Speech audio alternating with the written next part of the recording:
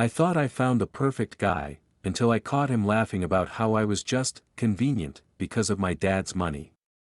What started as heartbreak turned into a nightmare of stalking, threats, and late-night break-ins. This is the full story of how my relationship went from coffee dates to police reports. So picture this, me, minding my own business at Trader Joe's, contemplating whether buying organic kale makes me a better person, when I witness a grown man getting absolutely annihilated by the store manager over parking. Not stealing, not fighting, not arson. Parking. Dude was red in the face, veins popping, probably one stroke away from throwing canned beans. Enter Fabian. Poor bastard just stood there looking like a kid caught shoplifting Pokemon cards. For some reason, I decided to play Discount Jesus and swoop in. I mumbled something about how parking signs are confusing, everyone should chill, yada yada. Manager gives me the "you're dead to me" glare, but backs off. Fabian looks at me like I just rescued him from a gulag and asks if he can buy me coffee. Spoiler, I said yes. Because apparently I'm weak for tall guys with crooked smiles and the emotional availability of a Hallmark card. He texted me, "Good morning," every day, remembered dumb details, and by the third date I was like, "Welp, this is it, just bury me in his hoodie collection." Meanwhile, my parents were being their usual supportive selves, aka bankrolling my early adult life like I'm some kind of indie movie protagonist who just hasn't found herself yet. They helped with my car, my rent, and definitely my guilt. Fabian slid into my apartment 8 months in, because his roommate situation fell apart. Translation: rent is expensive and my place was basically sponsored by Daddy Warbucks. Parents were cautious but civil. Mom liked him instantly, classic mom. Dad took longer, but after a few golf sessions, Fabian got the dad seal of approval, which is like the suburban equivalent of knighthood. Life was cute. Until it wasn't. Fast forward, Fabian's parents start coming over. His mom Lydia equals professional compliment machine. His dad Arthur equals human wallpaper. They were nice, but something about them felt like community theater, like they'd rehearsed how to act like a family. Lydia even cried once in my living room about how warm my place felt. I thought it was sweet. Turns out it was foreshadowing. Love that for me. Looking back. Red flags everywhere. Fabian making jokes about hitting the jackpot with me. Texting his parents every time I bought a throw pillow. Pretending to care about my dad's business like a wannabe Shark Tank contestant. Oh, and casually trashing his ex by saying she had looks but no stability, then turning to me like, "But you're the full package, babe." Yeah, because my package comes with direct deposit from dad, apparently. Then the phone stuff started. Smirking at texts, flipping his phone face down whenever I walked by, muttering to his mom, "It's comfortable. I'm just holding on for now." Holding on for what? My Wi-Fi password? My Trader Joe's discount? Anyway, I went full FBI and started recording his calls. Mostly harmless, sports, bros, blah blah. Until the night we went to his parents for dinner. Fancy steaks, wine, the whole "please don't dump our son" spread. I pretended to be domestic goddess cutting pie, but secretly had my phone recording at the table. That's when I heard it. His laugh. His stupid, fake laugh. And then.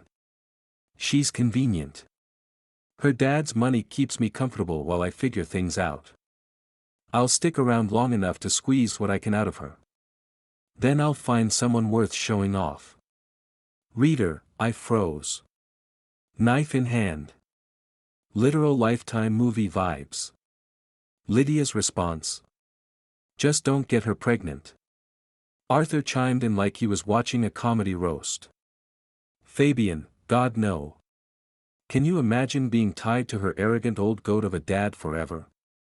And me? I just finished cutting the pie. Like a psychopath. Walked in, smiled, served dessert. Pretended nothing happened. Because apparently my trauma response is Stepford wife with a side of homicidal baker. I didn't confront him. Not that night. Not the next. Just observed. Watched him check my dad's socials like he was scoping his next sugar daddy move. Noticed how he'd suggest visiting my parents when we were out of groceries. Listened to him bring up his student loans every time dad was in earshot. I swear, my eyes were twitching from rage while he thought I was just PMSNG. A week later, my mom dropped by. Took one look at me and went full mom mode interrogation. I pulled out the recording. Played it. Watched her face turn from shock to murder. She didn't even say anything, just grabbed her coat and told me, "Don't let him come back tonight." Then she left to tell my dad. That night Fabian texted, "Grabbing drinks with the guys. Be back late. Don't wait up." I didn't reply. I just opened my laptop and started making a list. And that, dear strangers, is how I found myself sitting in my kitchen, plotting the downfall of my live-in parasite. So, remember how I said I had the recording of Fabian talking about how I'm basically his human ATM with boobs? Yeah. Part of me wanted to chicken out, delete the file, and go back to pretending his love language wasn't leeching off my dad's credit score. But instead, I hit play. Watching my dad listen was wild. He didn't flinch, didn't rage, didn't flip the table WWE style. Just stared at my phone like he was waiting for it to self-destruct.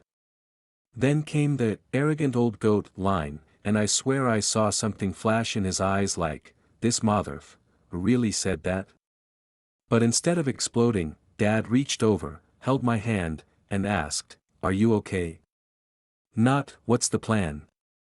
Not, "How do we bury his body?" Just that. And for the first time since hearing Fabian's snake oil salesman monologue, I actually broke down. Like ugly crying. Mascara on pajamas crying. Mom, of course, immediately started making tea like she was about to solve a war crime with chamomile. Once I calmed down, Dad asked when the recording was from.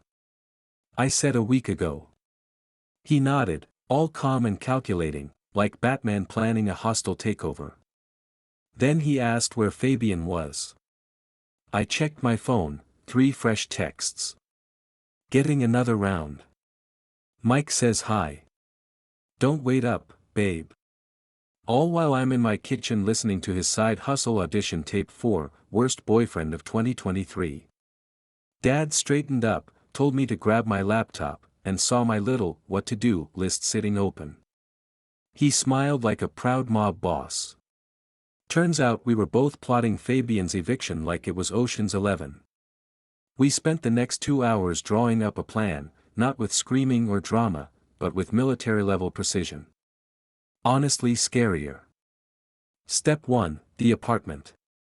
Dad had co-signed the lease, aka Fabian's golden ticket.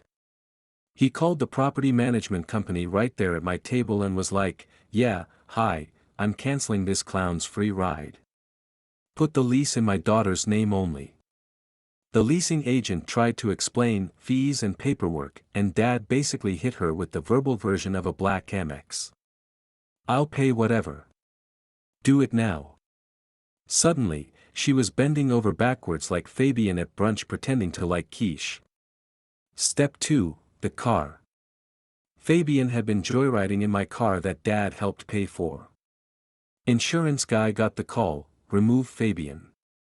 Effective immediately. Then Dad switched the payments to my account. Still promised to help me, but made it crystal clear that Fabian equals officially uninsured, unemployed, and unwanted. Step 3, Fabian's junk. Mom and I listed his belongings, some clothes, his gaming setup, and toiletries. The rest? Paid for by me or my parents. Translation: he owned about as much of the apartment as the doormat. Step 4, Catalina, aka Fabian's sister. Yep, The same sister who just happened to land a job at Dad's company 6 months ago because Fabian oh so casually suggested it. Dad hadn't forgotten. He didn't fire her immediately, he's not a total savage, but he sent HR an email asking for a performance review. Spoiler, Catalina was the kind of employee who thought flexible schedule meant show up whenever and take 3-hour Chipotle lunches. Basically, she was toast without Dad even lifting a finger. Step 5, the confrontation. Dad wanted to FaceTime Fabian's parents immediately, but Mom, MVP, suggested we wait until morning. We changed the locks that night, thank God for electronic keypad doors. Deleted Fabian's code like it was an expired password. Around 3 a.m., my phone blew up. Code isn't working. WTF, are you serious right now? Let me in, it's freezing. Answer your phone, Eleanor. I put my phone face down and finally got my first full night of sleep in a week. Bliss. The next morning. Dad made pancakes like it was just another Saturday, except instead of discussing weather and dad jokes, we were planning Fabian's social and financial execution. By 10 a.m., it was go time. Dad FaceTimed Fabian's parents. Lydia, fake smile queen, answered. Arthur was in the background doing his usual impression of extra in a commercial. Dad didn't waste time. Played the recording straight up. Watching their faces shift was Oscar-worthy. Not shocked by what was said, just shocked they got caught saying it. Lydia immediately tried the "it was just a joke" defense. Arthur attempted the stern disappointed dad act, like he wasn't cackling in the background when Fabian called me convenient. Dad shut them down in under 30 seconds. Told them. Fabian equals out of the apartment. Fabian equals off the car. Fabian equals no more financial lifelines. Catalina equals HR's problem now. Lydia went teary-eyed Oscar performance mode, begging me to reconsider. Didn't I know how much Fabian loved me? Everyone says things they don't mean sometimes. Me, staring at her like, you literally told your son not to impregnate me like I'm a bad credit score. Then Mom leaned into the frame and delivered the kill shot, close your mouth. No one's smiling now. Goodbye. Dad hung up before Lydia could finish her plea deal. Fabian started blowing up Dad's phone immediately. What the hell is going on? Why can't I get in? Where's Eleanor? Dad typed out the text of the century. Eleanor knows everything. Your things will be packed and left with the building manager. Do not contact her again. We spent the next few hours boxing up his crap. Touching his hoodie felt like handling a biohazard. His coffee mug. Contaminated. Our beach trip photo. Straight to the burn pile. Then came the yelling. Fabian showed up at the building looking like a hungover raccoon. Messy hair, crumpled clothes, red-faced, buzzing my apartment over and over. Dad calmly walked to the window like he was about to announce Judgment Day. Fabian spotted him and screamed louder, demanding to know what right Dad had to lock him out. Spoiler, every right. So last we left off, Fabian was outside my building screaming about his rights like he was a lawyer in a Facebook comment section. Dad calmly shut the blinds, and we let him yell at the intercom until he got tired like a toddler having a tantrum. He eventually sat on the steps, head in hands, giving me sad indie film boy vibes. For a split second, some stupid part of me felt bad. Then I replayed his words in my head, she's convenient. Her dad's money keeps me comfortable.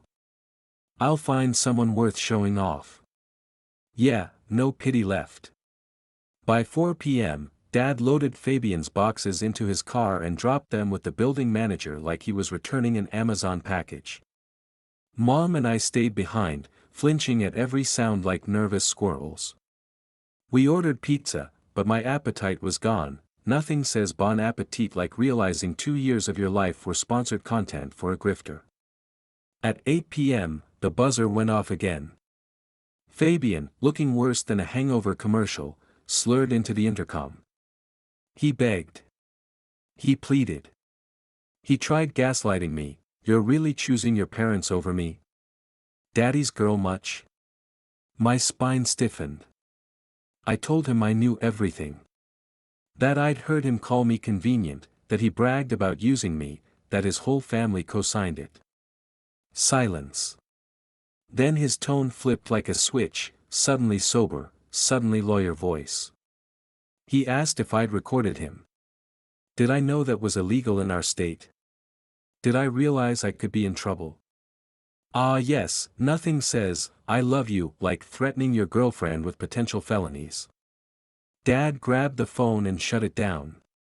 Told Fabian he had 10 minutes to get off the property or the cops would be involved. Cue Fabian yelling, Dad ending the call, and building security escorting him out like a drunk uncle at a wedding. That night we jumped at every noise. Dad slept on the couch, Mom in my room with me. The next day, we finalized everything: new lease, car insurance, bank accounts, Netflix password, arguably the most important. It was like digitally exorcising Fabian one account at a time. My parents stayed another night, rearranged my furniture, feng shui to banish losers, and then left me on my own. Suddenly my apartment felt cavernous, like I was living in a museum of bad choices. I ate takeout on the floor because the kitchen table still felt contaminated. Then at midnight, my phone buzzed, this isn't over. You've made a huge mistake. Fabian, obviously. Blocked, silenced, but still in my head. 2 weeks later. The man went full stalker Olympics. Calls from random numbers. Fake Instagram accounts dmang me like, hey bestie, you up? My block list is now longer than my contacts. His voicemails went from, I'm so sorry, how could you do this to me? Remember the time I brought you soup when you had the flu? To straight up, you ruined my life.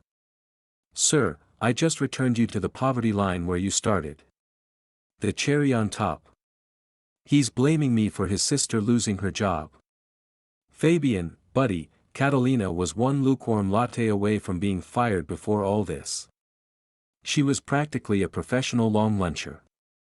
And I'll admit, sometimes my thumb hovers over the keyboard like I might respond. Because 2 years is a long time, and sometimes I miss the idea of him. But then I replay the recording, just don't get her pregnant. Oh right. Never mind. Then came the Julia incident. My friend stopped by, I showed her the recording, and her face went from confusion, disgust, murder. Then she dropped a bomb. Fabian had texted her 3 days ago, painting me as unstable, and saying my parents were enabling my breakdown. He even floated the idea of staging an intervention. This man is out here trying to turn my friends into extras in Gaslight, the musical.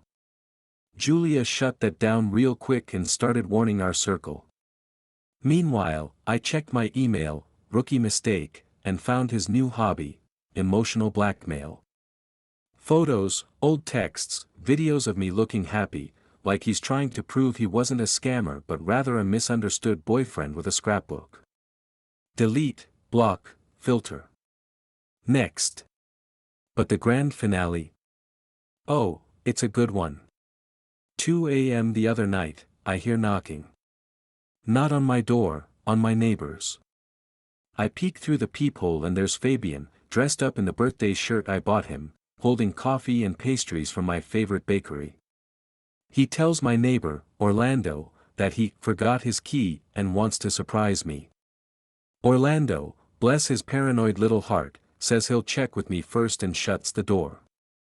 Text from Orlando, hey, should I let some guy named Fabian in? Me, absolutely not. He's my ex. He's not welcome. Lock your door. Orlando goes back out, tells Fabian I don't want to see him. Fabian's face changes instantly. Not sad. Not drunk. Something else. And that's where I'm at. 2 weeks out, with a block list longer than the Great Wall of China, a neighbor turned bodyguard, and an ex auditioning for a lifetime villain role. But hey, at least my Netflix queue is Fabian free. Small wins. So, last time Fabian was lurking outside like a Dollar Tree Dracula, trying to charm his way in with pastries. Thank God for Orlando, my 6 feet 4 inches human security system, who basically stared him into submission until he slunk away. I was ready to bake Orlando cookies in gratitude, but honestly, dude deserves an entire bakery named after him at this point. Just when I thought we were done, ding dong. It's Lydia, Fabian's mom, with a gift basket. Because nothing says, "Sorry my son is stalking you," like a bundle of muffins and passive aggression. At first she was all, "Woman to woman, can't we just talk?"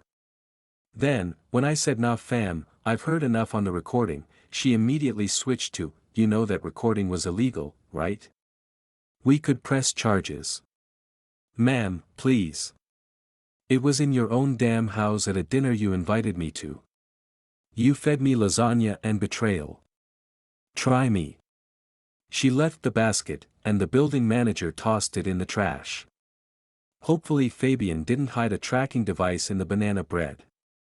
Then things got worse. Fabian showed up at my dad's office. Made a scene in the lobby, screaming about how dad had turned me against him. Which is hilarious because Fabian did that all by himself with his own stupid mouth. Now my dad's business is dealing with my ex's unpaid actor performance of the victim. Saturday, I decided to risk leaving my apartment. I grabbed a coffee, sat with my book, tried to feel normal. Enter Catalina, the sister. She just stood there staring at me like she was auditioning for The Ring. No confrontation, no words. Just cold eyes, then out the door. I shook so bad I couldn't read anymore. Cool. Apparently stalking runs in the family. That night, Mom came over with groceries and dinner because she's the MVP. We Netflixed. We avoided the F word, Fabian. It was almost peaceful, until midnight when my phone lit up again with the usual mix of, "I'm sorry," and, "I hope you choke." Morning coffee with Mom was interrupted by someone pounding on my door like they were auditioning for The Shining. Peephole check, Fabian. Sweaty, angry, pounding and kicking, demanding I let him in. Mom called security while I just stood frozen. He laughed through the door, actually laughed, saying he just needed 5 minutes to explain everything. Explain what? That he admitted everything and was just mad he got caught. Security showed up, he shoved one of them, police were called, blah blah blah. Mom suggested I move in with them. My pride said no. My survival instinct finally kicked in, I filed for a restraining order. Got it. For a few days, things were quiet. No calls, no visits. I even went to dinner with Julia and the girls. I thought maybe, just maybe, it was over. Then the envelope slid under my door. Inside, a 12-page handwritten manifesto. First half was love-bombing garbage, "I'll never forget your smile, our beach trip, blah blah blah." Last page went full Bond villain, "If he couldn't have me, no one would." Claimed he had videos that would ruin me. We never filmed anything, man couldn't even figure out how to set the Roku, but okay. Claimed he had dirt on my dad's business. Translation, he once overheard my dad complain about taxes. I called my dad, then the police. They logged it as evidence of a restraining order violation. The cop looked bored, like this was her 5th crazy ex case of the day. And then came 3 a.m. I heard my balcony door rattle. Second floor, connected to a fire escape. My blood froze. Someone testing the lock. Whispered 911 call. Dispatcher told me to hide in the bathroom. I locked myself in, heart pounding so loud I thought Fabian could hear it. I heard the sliding door open. Footsteps. His voice. My name, come on. I'll spare the play-by-play because it blurs together, yelling, furniture breaking, police storming in. Fabian got arrested for breaking and entering, violating the restraining order, resisting arrest. My coffee table died a hero. By morning, he was out on bail, ankle monitor strapped on, legally banned from coming within 500 feet of me. Cute, right? Except he ripped the monitor off a few days later. Police are looking for him. Translation: I'm sitting in my childhood bedroom surrounded by stuffed animals while my ex plays hide-and-seek with law enforcement. And all I can think about is that dinner. Sitting at his parents' table, smiling while I cut pie, listening to them laugh about me being convenient. I wish I'd thrown the pie in his face right then. I wish I'd walked out. But I didn't. And now here I am, hiding, angry, exhausted, scared. My ex has gone full Lifetime movie villain, and I'm just waiting for the next shoe to drop. If you're reading this and you're with someone who makes little comments about your money, your family, your usefulness, run. Don't wait for the fire escape scene. I wish I had.